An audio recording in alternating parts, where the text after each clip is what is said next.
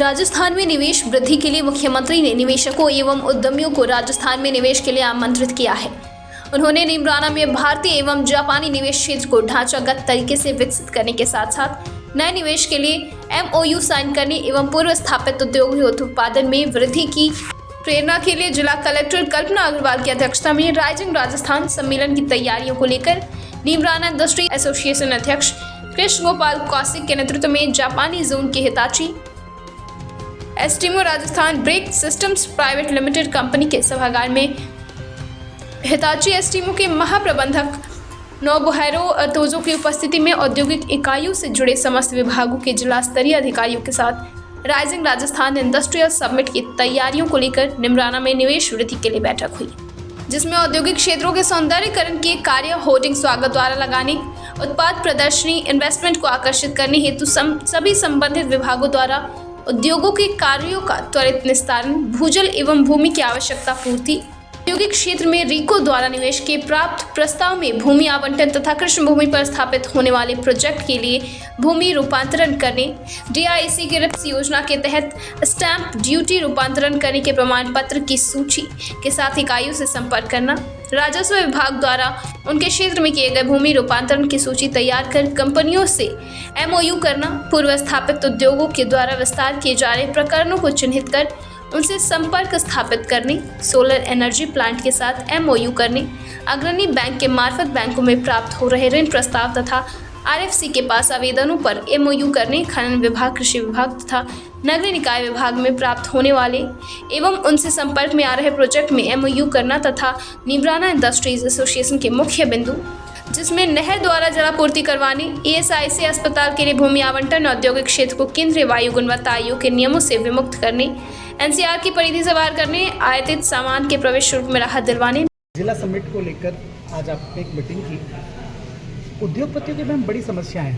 सबसे बड़ी समस्या विद्युत को लेकर है। दूसरा सर NGT के जो नियम है और NCR के नियम, उनको लेकर काफ़ी चर्चाएं हुई। इस संदर्भ में सर गवर्नमेंट की तरफ से क्या रहेंगे कि वो केंद्र सरकार के साथ किस तरह का एक सामंजस्य बैठाकर और NGT को और NCR को मैनेज करें? बिजली की समस्या तो जो है स्थानीय स्तर पर काफ़ी कुछ नए सैंक्शन हुए हैं, 132 kV GSS, और गवर्नमेंट सोलर के उसमें भी बहुत बड़े स्तर पर काम कर रही है। और मुझे कहते हुए खुशी है कि हम कोटपुतली जो ज़िला है वो सोलर में लीड कर रहा है। हमारे यहाँ पे बहुत बड़ी संख्या में 51 लगभग नए प्लांट सोलर के आ रहे हैं और 4 प्लांट ऑलरेडी बन चुके हैं।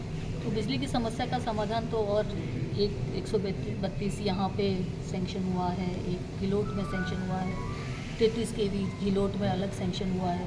तो बहुत बड़ी संख्या में नए इंफ्रास्ट्रक्चर जो है, ताकि ये इलेक्ट्रिसिटी की इशू नहीं है। वो जो जनसेट जो कबाड़ा हो गए NGT के नियम पे लोगों के 150 किलोवाट के फ्लोर के।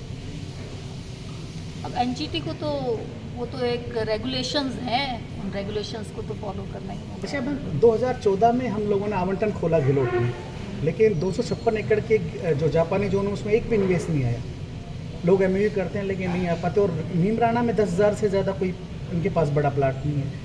तो इसके लिए क्या प्रयास रहेंगे? क्या विस्तार करेंगे जापानी जोन का? उम्मीद है अभी ये राइजिंग राजस्थान में नए निवेशकर्ता यही जो कोशिश कर रहे हैं ताकि नए इन्वेस्टर आए। मैम सरकार हमेशा करिए, 2015 में रिसेशन राजस्थान के तहत 200 करोड़ रुपए गवर्नमेंट ने लगाए, लेकिन कोई परिणाम नहीं निकला मैम।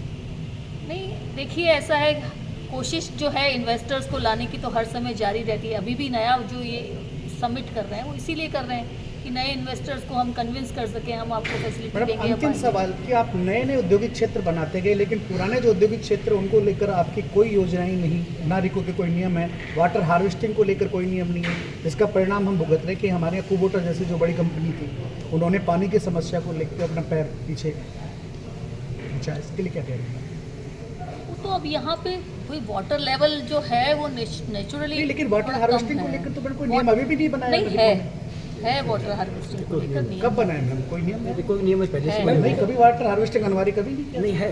500 उसमें 500 मीटर से जो बड़े मैम नीमराना में मीटिंग हुई है, लेकिन नीमराना के रिको के जो सीनियर RM और RM ही उपस्थित नहीं हुए। वो तो एक टेक्निकल रीज़न है, सिंगापुर से डेलीगेशन आया हुआ है, वो उन्होंने मेरे से सहमति ली है। मैम जैसे रिको की ग्रीन बेल्ट है, उन ग्रीन बेल्टों में कबाड़ों की दुकानें देखी जाती है, तो यहाँ पे मतलब फिर अगर जैसे कोई भी इन्वेस्ट करने आएगा तो कबाड़ों की सौंदर्य दुकान को देख लेकर के बात होगी कि आप जो उम्मीद फेस है करते उसका हैं कि अभी इस समिट जो से पहले face- सब कुछ बढ़िया सुंदर करेंगे। गेट तो अच्छा बना है। ब्यूरो रिपोर्ट दिल्ली समाचार।